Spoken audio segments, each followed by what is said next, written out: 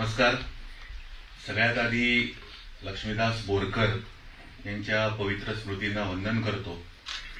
नवप्रभेचा संपादक या नात्यानं त्यांच्याच खुर्चीवर बसण्याचं भाग्य मला लाभलेलं आहे.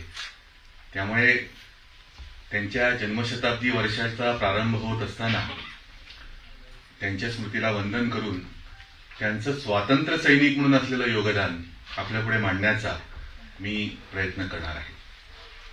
आज 17 ऑगस्ट 2024 बरोबर 99 वर्षांपूर्वी 100 वर्षांपूर्वी म्हणजे 17 ऑगस्ट 1925 हा त्यांचा जन्मदिवस.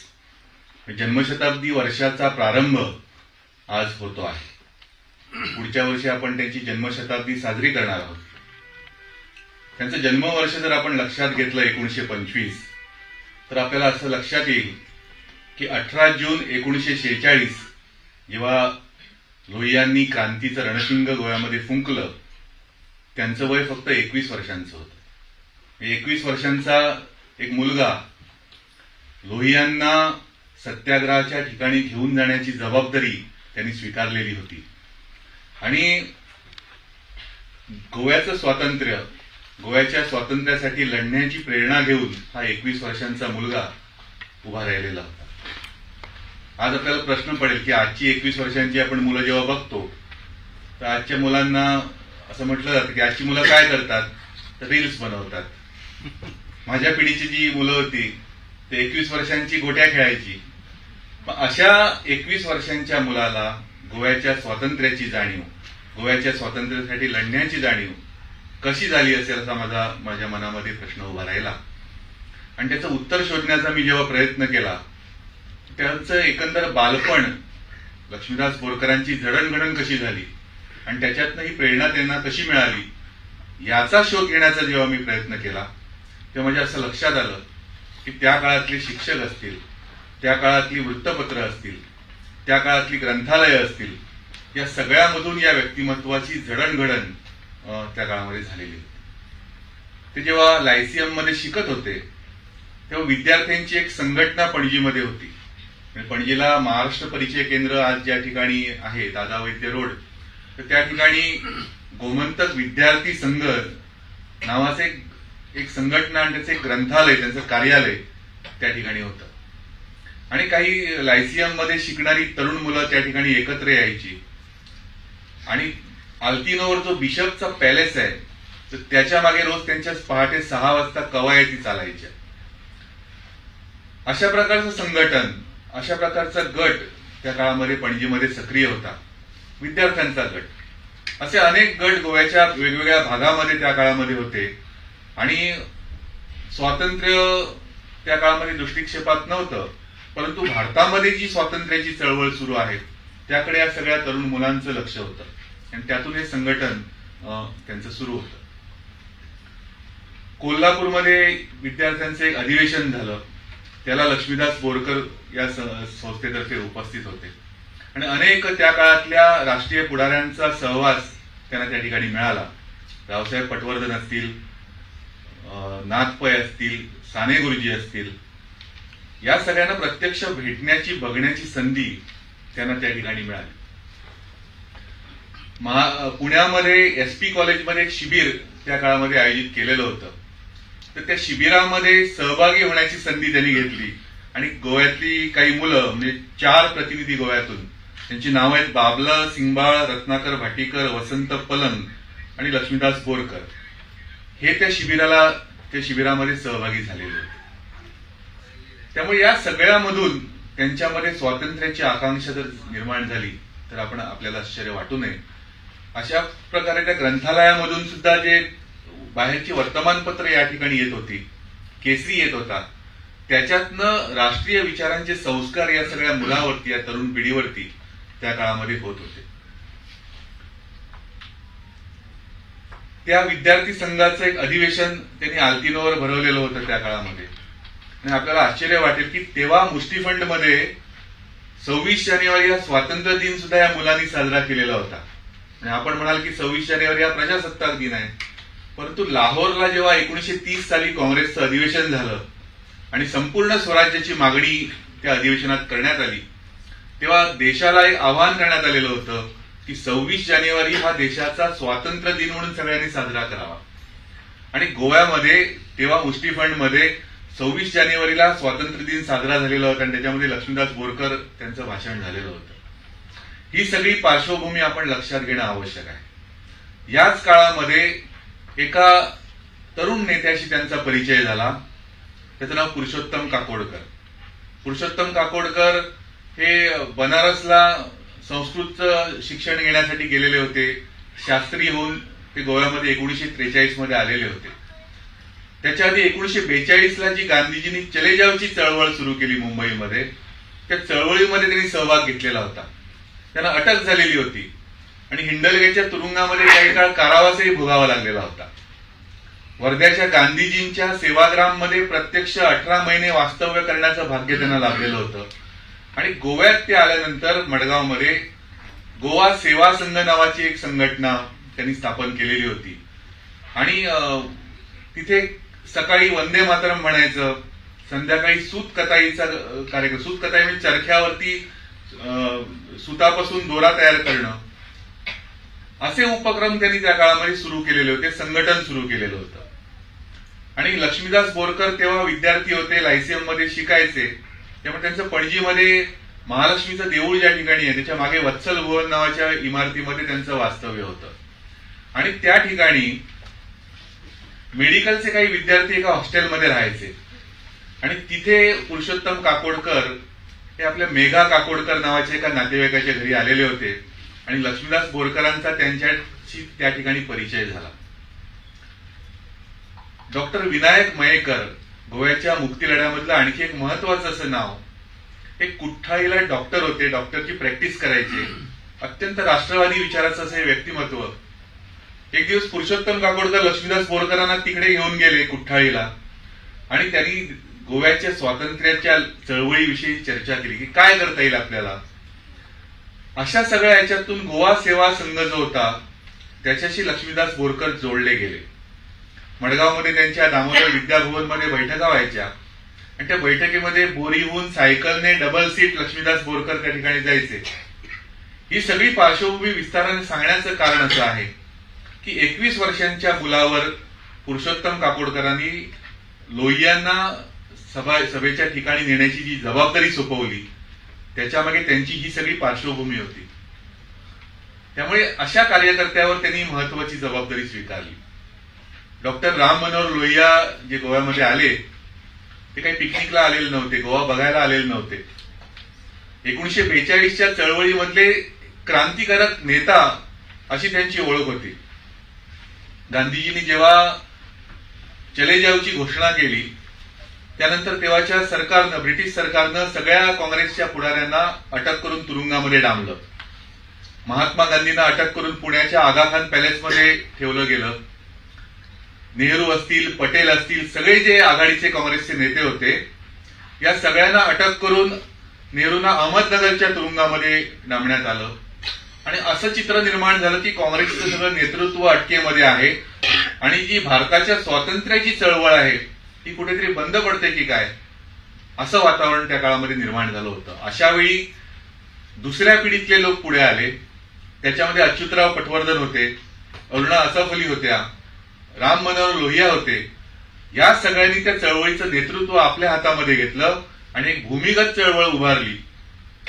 याविषयी खरं तर मी आधी बोललेलो आहे. 18 जूनला मी एका कार्यक्रमाला या सेंट्रल लायब्ररीमध्ये होतो, त्यामुळे जास्त तपशिलामध्ये मी जाणार नाही.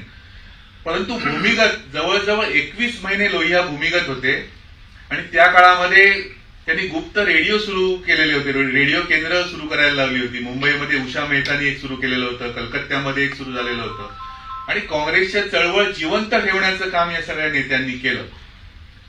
आणि त्यानंतर 21 महिन्यांनी लोहियांना मुंबईमध्ये अटक झाली आणि त्यांना लाहोरच्या तुरुंगामध्ये नेऊन ठेवण्यात आलं. लाहोरच्या किल्ल्यामध्ये तुरुंगामध्ये त्यांचा अनन्वित असा छळ झाला. मग त्यांना 5-5 दिवस 10-10 दिवस असे झोपू देत नव्हते. त्यांचे पुस्तक इथल्या लायब्ररीमध्ये आहे, त्याच्यामध्ये सगळं त्यांनी लिहिलेले आपले अनुभव लिहिलेले आहेत ते तुरुंगामधले. त्यांच्या गळ्याला अशी साखळी बांधलेली असायची आणि त्यांना जराशी डुलकी आली की ते बाजूला बसलेले ती साखळी खेचायचे. त्या झोपू न देणं, एकच शब्द त्यांच्यापुढे 50-50 वेळा 100-100 वेळा उच्चारणं, म्हणजे त्यांचा मानसिक छळ, शारीरिक छळ त्या ठिकाणी चाललेला होता. त्यांना असं जमिनीवरती तासभर साखळी बांधून असं फरफटत नेण्यात आलं. अशा प्रकारच्या छळाला सामोरे गेलेले लोहिया विश्रांतीसाठी गोव्यात आलेले होते. डॉक्टर जुलियाओ मिनेझिस हे त्यांचे मित्र. बर्लिन विद्यापीठामध्ये दोघेही विद्यार्थी होते.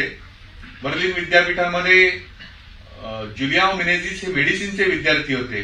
लोहिया अर्थशास्त्राचे, इकॉनॉमिक्सचे विद्यार्थी होते आणि दोघेही राष्ट्रभक्त होते.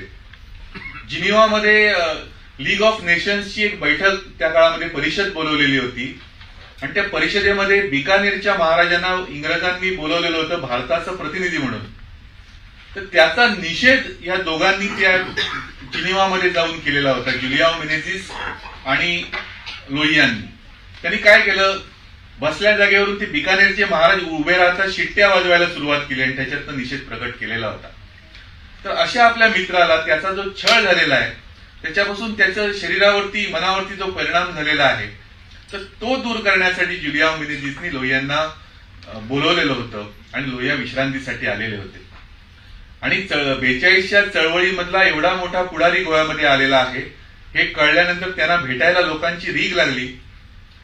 आणि त्यांना जेव्हा कळलं लोहियांना की गोव्यामध्ये भाषण स्वातंत्र्य नाही, उच्चार स्वातंत्र्य नाही, विचार स्वातंत्र्य नाही, कसलंही स्वातंत्र्य या ठिकाणी लोकांना नाही, तर त्यांनी जाहीर केलं की आम्ही या ठिकाणी 18 जून 1946 म्हणजे 11 तारीखला आले, 10 तारीखला आलेले होते, 10 जूनला, आणि 19ला परत जायचे होते. तर त्यांनी जाहीर केलं की हा नियम जो आहे, निर्बंध जे आहेत सगळे, ते मी मोडणार, मी सत्याग्रह करणार. दुसरी पार्श्वभूमी याला लक्षात घेणं आवश्यक आहे. पुरुषोत्तम काकोडकरांनी जो गोवा सेवा संघ स्थापन केलेला होता, जे संघटन उभारलेलं होतं, तर त्याच्यातर्फे त्यांनी डिसेंबरमध्ये सत्याग्रहाची योजना आखलेली होती आणि त्यांनी काही सत्याग्रहांची नोंदणी, नाव नोंदणी करणं सुरू केलेलं होतं. त्यामुळे दोन्ही घटना एकत्र जुळून आल्या आणि जेव्हा त्यांना लक्षात आलं की लोहिया गोव्यात आलेले आहेत, लोहिया सत्याग्रह करणार आहेत, तर तेव्हा त्यांनी या चळवळीमध्ये आपण सहभाग, सगळे कार्यकर्ते जे होते त्या संघाचे, ते याच्यामध्ये सहभागी झाले. त्यामुळे पुरुषोत्तम काकोडकरांचा लोहियांच्या चळवळीशी संबंध आला. लक्ष्मीदास बोरकर हे पुरुषोत्तम काकोडकरांच्या त्या संघटनेशी जोडले गेलेले होते, त्यामुळे त्यांचाही या चळवळीशी संबंध आला आणि त्यांच्यावरती जबाबदारी सोपवली गेली. पण त्यांनी ते सगळं आठवणी लिहिलेल्या आहेत लक्ष्मीदास बोरकरांनी. खरं म्हणजे त्यांच्या बहिणीचं लग्न झालेलं होतं आणि कारवारला त्यांच्या बहिणीचं लग्न झालेलं होतं. नव दाम्पत्य त्यांचं जे आहे ते त्यांच्या घरी आलेलं होतं आणि त्यांना कवळ्याला देवदर्शनाला घेऊन जाण्याची जबाबदारी लक्ष्मीदास बोरकरावरती सोपवलेली होती 18 जून 1946ला. आणि ते पेडार नावाचं स्टॉप आहे बोरीला, तिथे उभे होते. त्यांना आता कवळ्याला घेऊन जाणार. तेवढ्यात एक सायकल स्वार मडगावून आला आणि त्यांनी त्याला निरोप दिला पुरुषोत्तम काकोडकरांचा की ताबडतोब मडगावला निघून ये, लोहिया तिथे सत्याग्रह करणार आहे. मग त्यांच्या बहिणीला तिकडे जाऊ दिलं कवळ्याला आणि आपण मडगावला गेले आणि रिपब्लिक हॉटेलमध्ये लोहिया उतरलेले होते, जुलियाओ मिनेझिस उतरलेले होते. आणि पोर्तुगीजांनी प्रचंड तयारी केलेली होती की हा सत्याग्रह मोडून काढायचा, काही केलं तरी यांना सत्याग्रह करू द्यायचा नाही लोहियांना. आणि अशा वेळी पुरुषोत्तम काकोडकरांनी लक्ष्मीदास बोरकरावरती जबाबदारी सोपवली की तुम्ही लोहियांना सभेच्या ठिकाणी घेऊन जायचं. आणि लोहियांना घेण्यासाठी खरं म्हणजे लोहिया येऊ नयेत यासाठी पूर्ण पोलीस बंदोबस्त सगळीकडे होता. आणि हे जेव्हा टॅक्सी आणायला गेले लक्ष्मीदास बोरकर, तर टॅक्सीवाला म्हणाला की मला आदेश आहे पोलिसांचा की प्रत्येक टॅक्सी ही पोलीस स्टेशनवर आधी नेली पाहिजे. त्यामुळे यांना प्रश्न पडला की आता यांना जर आपण टॅक्सीमध्ये बसवलं तर पोलिसांना अटक करणार. मग त्यांनी घोडागाडी ठरवली. घोडागाडीमध्ये त्यांना बसवलं दोघांनाही, पडदे ओढले की कोणाला लक्षात येऊ नये आणि लोहिया त्या ठिकाणी त्यांना नेलं. ऍडमिनिस्ट्रेटर मिरांडा नावाचा कापिताव मिरांद हा तिथे सामोरा आला, पोलीस अधिकारी. आणि लोहिया आले म्हटल्यानंतर, लोहिया सत्याग्रह करणार म्हटल्यानंतर गोव्यामध्ये एक मोठी एक उत्साहाची लाट उसळलेली होती. हजारो लोक मडगावमध्ये प्रत्यक्ष त्या घटनेचे साक्षीदार व्हायला उभे राहिलेले होते. आणि त्या सगळ्या लोकांनी लोहियांचा जय जयकार करायला सुरुवात केली, जय हिंदच्या घोषणा द्यायला सुरुवात केली आणि लोक लोहियांना हार घालायला पुढे सरसावले. त्या मिरांडाने त्यांच्यावरती पिस्तूल रोखलं. लोहियाने त्याचा हात असा बाजूला केला आणि ते भाषण करायला पुढे सरसावले. त्यांना दुर्दैवानं तिथे भाषण करू दिलं गेलं नाही, त्यांना अटक झाली. त्यांच्याबरोबर 100-150 लोकांना अटक झाली. त्यांनी ते भाषणाच्या प्रती तिथे वाटल्या, काहींनी वाचून दाखवलं. विश्वनाथ लवंदे होते, त्यांनी ते भाषण तिथे वाचून दाखवलं, काही प्रती वाटल्या आणि लोहियांना अटक झाली. अनेक लोकांनी स्वतःला त्यावेळी अटक करून घेतली. त्याच्यामध्ये वत्सला कीर्तनींसारख्या महिला कार्यकर्त्या होत्या. त्यांना जेव्हा अटक झाली त्यांना विचारलं गेलं की तुम्ही जय हिंद तिथे घोषणा का दिली.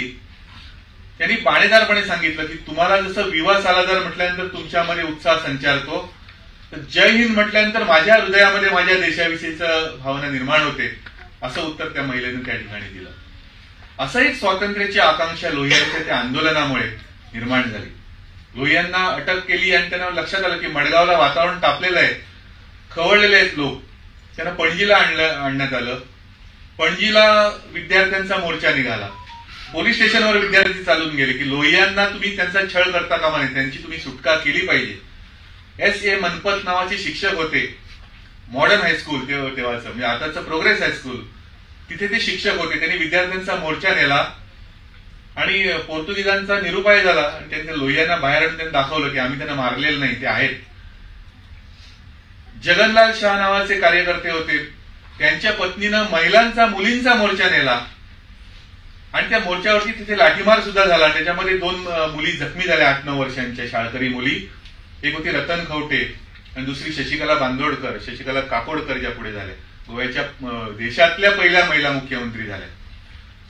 असं सगळं वातावरण सगळीकडे त्या घटनेनं प्रज्वलित झालं. अनेक घटना घडल्या. गावागावामध्ये लोक उभे राहिले की स्वातंत्र्यासाठी आपण पुढे आलं पाहिजे. फक्त मी 2च प्रसंगाचा उल्लेख या ठिकाणी करणार आहे, कारण मला मुख्यतः लक्ष्मीदास बोरकरांवरती बोलायचं आहे. बेर्ता मिनेझिस, लुईस मिनेझिस ब्रागांझांची कन्या, ती 20 तारीखला सभेमध्ये मडगावच्या भाषण करणार होती आणि तिचे मामा क्रिस्ताव ब्रागांझ कुन्ना हे तिचे मामा, ते सगळे चाललेले होते सभेच्या ठिकाणी. पोर्तुगीज पोलिसांनी त्यांना अडवलं. एका कार्यकर्त्यावर गांधी टोपी डोक्यावरती होती, ती गांधी टोपी काढून घेतली, आपले बूट पुसले आणि परत त्याच्या हातामध्ये दिली. म्हणजे त्याला अपमानित करायचं याच्यासाठी त्याने एक कृत्य केलं. रोहन खवटे माननीय मंत्री या ठिकाणी आलेले आहेत, त्यांचं मी स्वागत करतो.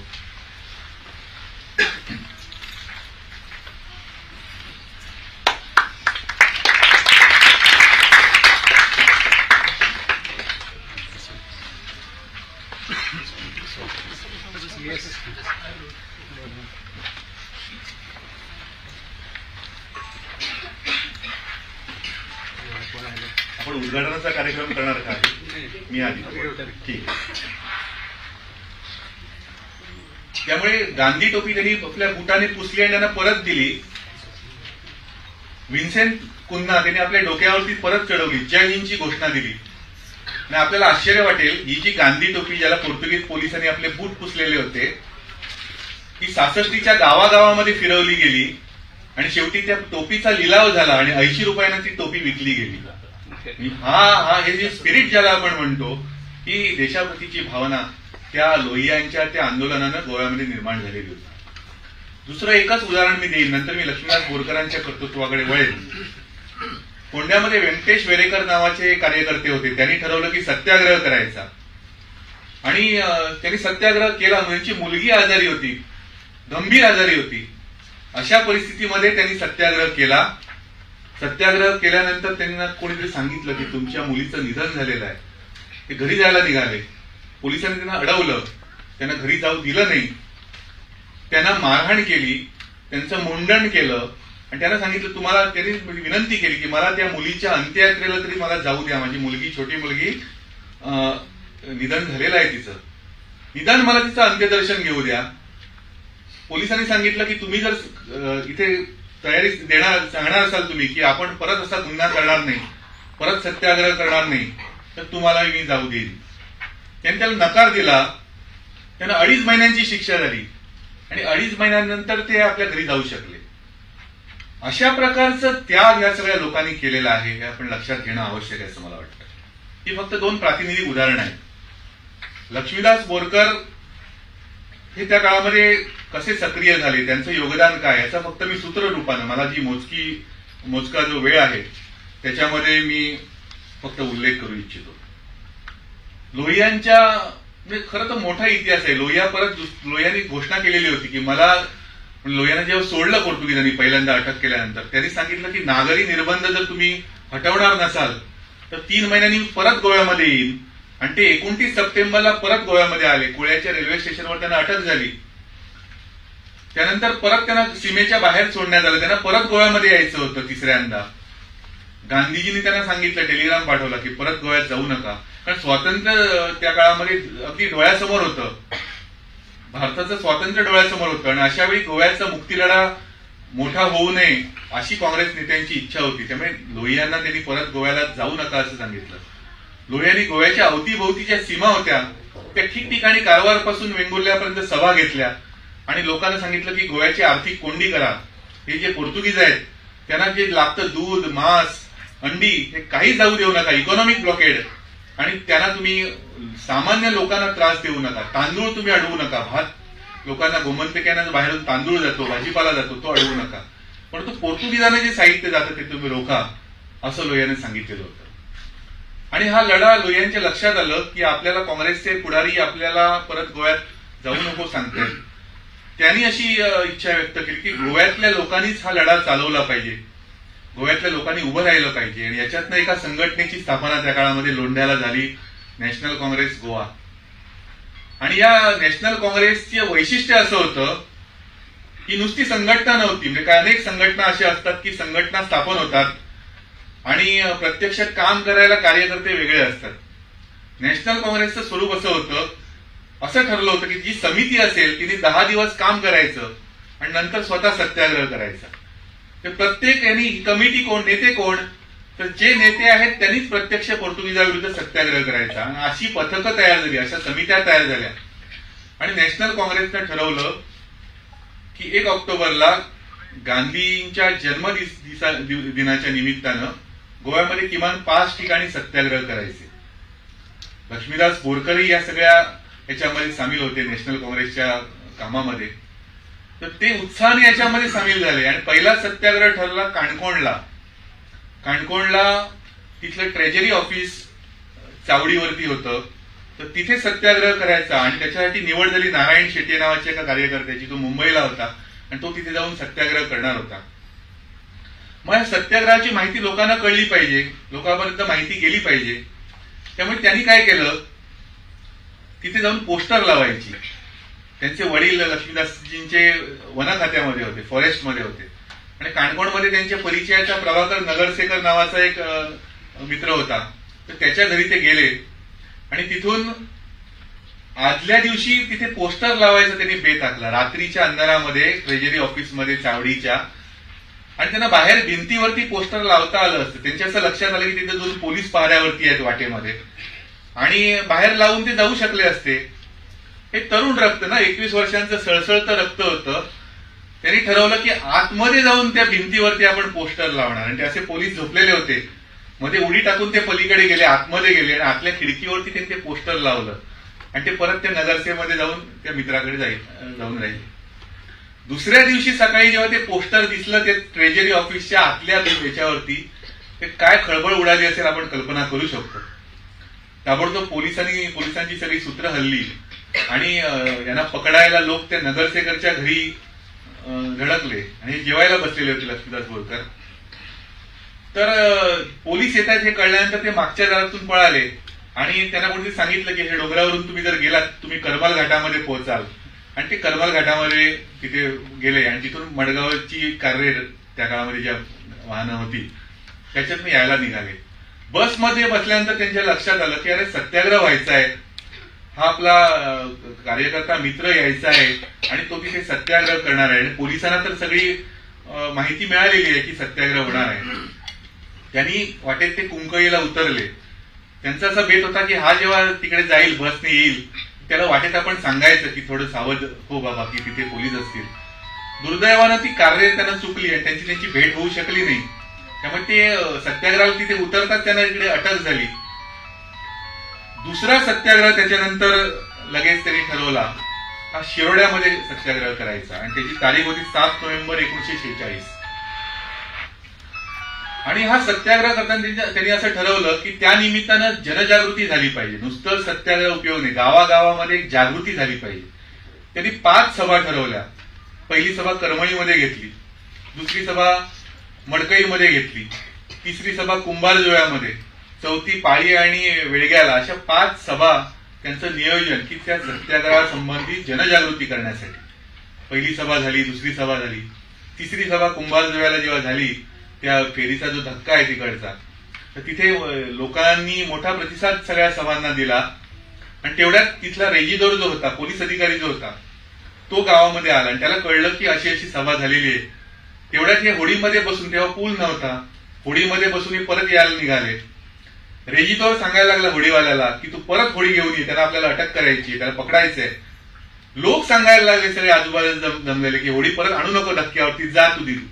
आणि होडीतून जय हिंदच्या घोषणा, वंदे मातरमच्या घोषणा लक्ष्मीदासजी देत होते आणि गावकरी किनाऱ्यावर राहून त्याला प्रतिसाद देत होते. म्हणजे कसं वातावरण त्या काळामध्ये गोव्यामध्ये असेल आपण कल्पना करू शकतो. उसगाव आणि पाळीला ज्या सभा झाल्या ते जत्रेमध्ये झाल्या, जत्रा होत्या गावच्या, त्या जत्रेमध्ये त्यांनी भाषणं केली. आणि अशा तऱ्हेने एक वातावरण निर्मिती त्या शिरोड्याच्या सत्याग्रहाची झाली.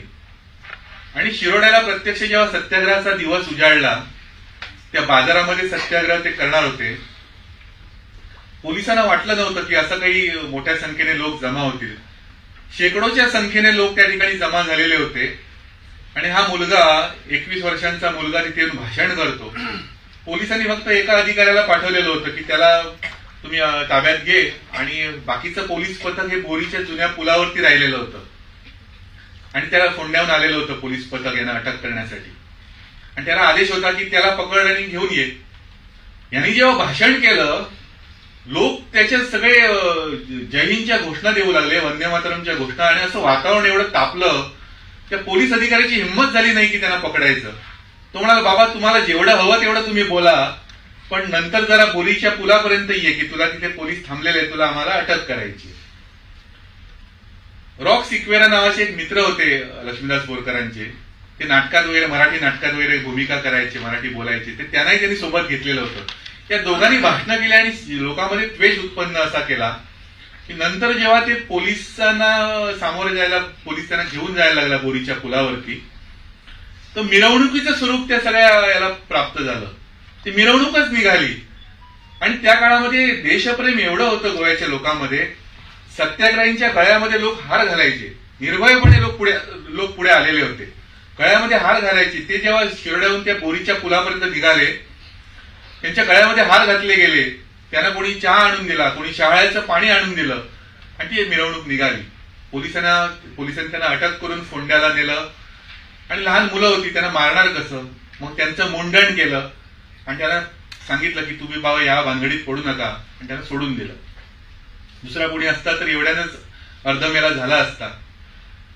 पुढचा जो सत्याग्रह ठरलेला होता त्याच्यानंतर हा सांग्याला ठरलेला होता, आणि नारायण नाईक तो सत्याग्रह करणार होते. तर त्यांच्यासोबत लक्ष्मीदास बोरकर कार्यालयाने निघाले सांग्याला. वाटेत पोलिसांना संशय आला आणि त्याला उतरवलं केप्याला, आणि केप्याला त्या पोलीस स्टेशनवर नेलं. आणि लक्ष्मीदासजींचा आजोळ कुसमण केपे शिरवईकर, प्रोफेसर बाबू शिरवईकर हे त्यांचे मामा होते. तर त्यांना विचारलं पोलिसांनी, तुम्ही इकडे कुठे आलात, कशासाठी आलेला? त्यांनी सांगितलं मी मामाकडे आलेलो आहे. मग त्यांच्यासोबत नारायण नाईक होते, स्वातंत्र्य सेनानी. मग हा कोण? ते म्हणाले हा माझा मावस भाऊ आहे. तरी त्यांनी संशयावरून 7-8 दिवस ठेवलं पोलीस स्टेशनवरती आणि नंतर सोडून दिलं. ते मामाच्या घरी गेले आणि आता दोघे परत जर सांगायला गेले तर संशय येणार. मग त्यांनी नारायण नाईकना सांगायला पाठवलं. नारायण नाईकांनी तिथे सत्याग्रह केला. नारायण नाईकांना बेदम मारहाण झाली. त्यानंतर 29 वर्षांची काळ्या पाण्याची शिक्षा झालेली होती. असे सेनानी होते आणि तो सत्याग्रह झाला. त्यानंतर फोंड्यामध्ये सत्याग्रह करायचं त्यांनी ठरवलं आणि 8 डिसेंबर म्हणजे लागोपाठ नोव्हेंबरमध्ये हा झाला, डिसेंबरमध्ये परत फोंड्यामध्ये. आणि आनंद नाईक आणि लक्ष्मीदास बोरकर या दोघांनी सत्याग्रह परत एकदा केला आणि त्यांना अटक झाली. आणि त्या सत्याग्रहाची नोंद ही सगळ्या कागदपत्रामध्ये म्हणजे इंटरनॅशनल कोर्ट ऑफ जस्टिसमध्ये सुद्धा जी कागदपत्र सादर झालेली आहेत त्याच्यामध्ये त्या सत्याग्रहाचा उल्लेख आहे, त्या अटकेचा उल्लेख आहे. अशा तऱ्हेचं सगळं हे स्वातंत्र्य लढ्यामध्ये योगदान त्यांनी दिलेला आहे. शिरोड्यामध्ये जो त्यांनी सत्याग्रह केला त्यावेळी वातावरण एवढं तापलेलं होतं की पोलिसांना गोळीबार करावा लागला होता. सत्याग्रहीवरती झालेला पहिला गोळीबार हा त्या सत्याग्रहामध्ये, शिरोड्याच्या सत्याग्रहामध्ये झालेला होता. आणि ही सगळी चळवळ अजून पेटली असती. गोवा तेव्हाच 1947 मध्ये जेव्हा भारत स्वतंत्र झाला त्याच वेळी गोवा स्वतंत्र होऊ शकला असता. लोहियांना जर परत गोव्यामध्ये येऊ दिलं गेलं असतं तर मला निश्चितपणे असं वाटतं की हे जे वातावरण तापलेलं होतं, हे जे लोकांमध्ये जी जागृती झालेली होती, गोव्यामध्येही ते रणशिंग फुंकलं गेलं असतं. दुर्दैवानं असं झालं की लोहियांना भारतातून गोव्यामध्ये येऊ दिलं गेलं नाही. आणि ही जी जागृती उत्पन्न झालेली होती, चळवळ निर्माण झालेली होती, ही चळवळ सगळी थंडावली पुढच्या वर्षामध्ये. आणि लक्ष्मीदास बोरकरांच्याही लक्षात आलं की आता इथे गोव्यात राहण्यात काही अर्थ नाही, कारण ही चळवळ थंड झालेली आहे. त्यांनी नॅशनल काँग्रेसचं काम जे गोव्याबाहेरून बेळगावहून सुरू होतं, त्यांनी अशी इच्छा व्यक्त केली लोहियांकडे की मला तिथलं काम द्या, मला तिथल्या ऑफिसचं काम मी बघतो आणि निदान तिथे काहीतरी आपल्याला करता येईल. ते नॅशनल काँग्रेस गोवाचं जे बेळगावचं ऑफिस होतं त्याचे सेक्रेटरी म्हणून त्यांनी जबाबदारी स्वीकारली आणि तिथे त्यांनी काम केलं. पण ही चळवळ नंतर गोव्यामधली थंडावतच गेली. एक अनुभव लोहियांबद्दलचा त्यांनी लिहून ठेवलेला आहे, तो मला या ठिकाणी सांगावासा वाटतो की नेता कसा असावा, संघटक कसा असावा. तर या कार्यकर्त्यांच्या बैठका लोंढ्यामध्ये जेव्हा व्हायच्या नॅशनल काँग्रेस गोवाच्या ऑफिसमध्ये, तर एकदा लक्ष्मीदास बोरकरांचा चष्मा फुटला. तर लोहियांचं लक्ष गेलं त्या ठिकाणी आणि त्यांनी डॉक्टर नायक म्हणून होते तिथे, त्यांना बोलवलं आणि त्यांना नंबर घ्यायला सांगितला चष्म्याचा. आणि लक्ष्मीदासनं सांगितलं तुम्ही जेव्हा पुढच्या बैठकीला गोव्यातून याल तर तुम्हाला चष्मा तुम्ही घेऊन जा. म्हणजे आपल्या कार्यकर्त्याकडे कसं लक्ष असावं नेत्याचं, त्याचं हे उदाहरण आहे. आणि ही आधीची घटना आहे, म्हणजे ऑफिसमध्ये राहण्याच्या आधीची घटना आहे. फक्त मला आठवलं म्हणून त्याचा मी उल्लेख करतो. नंतर सांग्याला सत्याग्रह व्हायचा होता, त्यामुळे पुढच्या बैठकीला नॅशनल काँग्रेसच्या लक्ष्मीदासजी जाऊ शकले नाहीत लोंढ्याला. तर लोहियांनी तो चष्मा तयार करून घेऊन कार्यकर्त्यामार्फत गोव्यामध्ये पाठवलेला होता त्यांच्यासाठी. म्हणजे आपल्या कार्यकर्त्यावरती असं प्रेम जेव्हा नेता दाखवतो तर त्याच्यासाठी जीव द्यायची तयारी हे कार्यकर्ता दाखवत असतो. मग त्याच्यातनं नॅशनल काँग्रेस गोव्याच्या सगळ्या कामामध्ये हे त्यांनी सहभाग घेतलेला दिसेल. तर ही जी चळवळ 46 मध्ये जी सुरू झालेली होती नंतर थंडावली, त्यामुळे नॅशनल काँग्रेस गोवाचं कामही थंडावलं. मग लोहियांना यांनी विनंती करायचं ठरवलं लक्ष्मीदासजींनी की आता आपण हे स्वातंत्र्य इथे बेळगावमध्ये राहून काही आपण करू शकणार नाही, आपण पत्रकारिता करावी. आणि पत्रकारितेची आवड त्यांच्यामध्ये, लेखनाची आवड आधीपासून होती. बाहेर जे प्रदर्शन मांडलेलं आहे ज्याचं माननीय रोहनजींच्या हस्ते उद्घाटन होणार आहे, तर तिथे भारतचा अंक आहे, त्याच्यामध्ये त्यांचं काही लेख त्याच्यामध्ये त्या काळामधले आहेत. स्वामी अपूर्णानंद नावाने त्यांनी लेखन त्याच्यात केलेलं आहे आणि लक्ष्मी म्हणून याने त्याला उत्तरही दिलेलं आहे. महिलांचे प्रश्न त्याच्यावरती लेखन केलेलं आहे. आणि मगाशी मी जो उल्लेख केला, पुण्यामध्ये जेव्हा ते गेले होते ते विद्यार्थी संघाच्या कामासाठी, तर त्यांना असं लक्षात आलं पुण्यामध्ये सदाशिव पेठेमध्ये फिरताना तिथे गटार असं उघडं वाहत आहे. मग ते अस्वस्थ झाले की पुणे हे विद्येचं शहर म्हटलं जातं आणि तिथे अशी गटारगंगा वाहते आहे. आणि त्यांनी त्याच्यावरती एक पत्र लिहिलं होतं त्या काळामध्ये आणि ते सकाळकडे पाठवून दिलं होतं. नानासाहेब पुरवेकरांचं सकाळ जे दैनिक होतं, आणि सकाळ तेव्हा वाचकांची पत्र पहिल्या पानावरती छापायची, ते पहिल्या पानावरती ते पत्र छापलं गेलं होतं. म्हणजे लक्ष्मीदासजींचं जसं स्वातंत्र्य सेनानी म्हणून योगदान आहे तसंच पुढच्या काळामध्ये पत्रकार म्हणून मोठं योगदान आहे. त्याची पार्श्वभूमी ही अशी आहे की सुरुवात त्यांची पहिलं लेखन हे त्या काळामध्ये झालेलं आहे. त्या काळामध्ये गोव्यामध्ये हस्तलिखितं असायची. सारस्वत ब्राह्मण समाज म्हणजे आजचं गोमंत विद्यानिकेतन मडगावचं किंवा पणजीचं सरस्वती मंदिर, त्या ठिकाणी ती हस्तलिखितं ठेवली जायची. त्याच्यात त्यांनी सुरुवातीचं लेखन केलेलं होतं. म्हणजे पत्रकारितेबद्दल मी बोलणार नाही, वामन प्रभू त्यावर सविस्तर बोलणार आहेत, परंतु ही सुरुवात, ही पार्श्वभूमी या ठिकाणी सांगणं आवश्यक असं मला वाटतं. तर यांनी आता लोहियांची परवानगी घ्यायला पाहिजे की आपण पत्रकारितेमध्ये जर जायचं असेल. त्यामुळे ते दिल्लीला गेले. दिल्लीला त्यांचाच एक नातलग तिथे आर्किटेक्ट होता, दिना बोरकर, तर त्याच्याकडे ते गेले आणि लोहियांना भेटायला गेले आणि त्यांनी त्यांची परवानगी मागितली की आता आपण पत्रकारितेमध्ये आपल्याला जायचं आहे, तर तुम्ही परवानगी द्यावी. लोहियांनी त्यांना सांगितलं तुम्ही महात्मा गांधीजींची मुलाखत घ्या. महात्मा गांधी बिर्ला हाऊसमध्ये राहायचे आणि तिथेच त्यांचा नंतर 1948 मध्ये ज्या गोळ्या घातल्या गेल्या, ते बिर्ला हाऊसमध्ये तिथे त्यांचं स्मारक, ज्या ठिकाणी प्रार्थना सभेमध्ये त्यांना गोळ्या घातल्या गेल्या, ते अजूनही तिथे आहे. तर त्या ठिकाणी जाऊन त्यांनी महात्माजींची मुलाखत घेतली होती. 3 प्रश्न त्यांना विचारलेले होते आणि त्यांना तिथून पत्रकारितेचा त्यांचं कारकीर्द ही प्रारंभ होते. अशा तऱ्हेचं हे व्यक्तिमत्व आहे हे आपण लक्षात घेणं आवश्यक आहे. स्वातंत्र्य सेनानी आणि बरंच बोलण्यासारखं आहे. नंतरच्या काळामध्ये सुद्धा ते सक्रिय होते. नॅशनल काँग्रेसमध्ये मुंबईमध्ये ते सेक्रेटरी म्हणून त्यांनी काम केलं. 1954-55 मध्ये गोव्याच्या मुक्तीची चळवळ पुन्हा जेव्हा उभी राहिली तर त्या काळामध्ये बॅरिस्टर नाथ बरोबर कॅसल रॉकला सत्याग्रह करण्यामध्ये लक्ष्मीदासजींचा सहभाग होता. आपल्याकडे तेवढा वेळ नाही त्याच्यामुळे ते सगळ्या कालखंडाकडे मी जाणार नाही. परंतु लेखणी आणि प्रत्यक्ष कार्य या दोन्ही दृष्टीतनं यांचं मोठेपण मला वाटतं आपण सगळ्यांनी लक्षात घेणं आवश्यक आहे. आज त्यांची जन्मशताब्दी सुरू होते आहे. पुढच्या वर्षी परत 17 ऑगस्ट 2025 आपण एकत्र येणार आहोत. त्याचा सांगता समारंभ करणार आहोत. या सगळ्या वर्षभरामध्ये या कामाचं स्मरण ठेवणं आवश्यक आहे असं मला वाटतं. भगतसिंगचा एक शेर आहे. तो असं म्हणाला होता, कुछ इस तरह वाकिफ है मेरी कलम मेरे जज्बातों से. मी आपली लेखणी जी आहे आपल्या मनांच्या विचारांची एवढी एकरूप झालेली आहे. मैं इश्क भी लिखना चाहूं तो इन्कलाब लिखा जाता है. अशी भावना, असं देशभक्तीनं भारलेली लेखणी, अशा देशभक्तीनं भारलेलं मन, असे लक्ष्मीदास बोरकर, त्यांचं योगदान, त्यांचं स्मरण करण्यासाठी आज आपण जमलेलो आहोत. त्यामुळे हा विचार घेऊन आपण जावं असं मला वाटतं. माझं खरोखर अहोभाग्य आहे की अशा व्यक्तीनं ज्या वर्तमानपत्राचं संपादकपद भूषवलं तर त्या खुर्चीवर बसण्याचं भाग्य मला लाभलेलं आहे. पुन्हा एकदा मी त्यांच्या स्मृतींना वंदन करतो आणि आपली रजा घेतो. धन्यवाद.